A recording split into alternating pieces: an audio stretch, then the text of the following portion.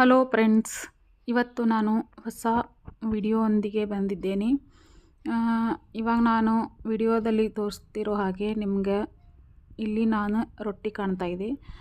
ಖಡಕ್ ಜೋಳದ ರೊಟ್ಟಿ ನಾವು ತಯಾರು ಮಾಡ್ತಾ ಇದ್ದೇವೆ.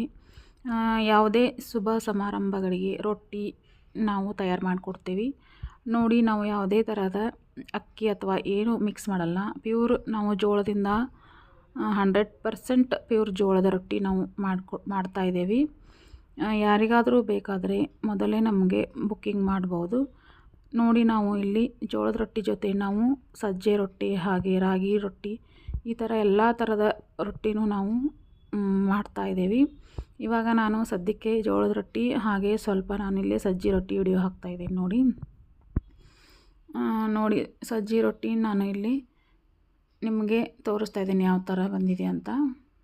ನೋಡಿ, ಈ ಥರ ನಾವು ಸಜ್ಜೆ ರೊಟ್ಟಿನೂ ಮುಂಚಿತವಾಗಿ ಆರ್ಡ್ರ್ ಕೊಟ್ಟರೆ ಸಜ್ಜೆ ರೊಟ್ಟಿನೂ ನಾವು ಮಾಡಿಕೊಡ್ತೀವಿ. ಸಜ್ಜೆ ರೊಟ್ಟಿ ಸ್ಟಾಕ್ ಜಾಸ್ತಿ ಇರಲ್ಲ.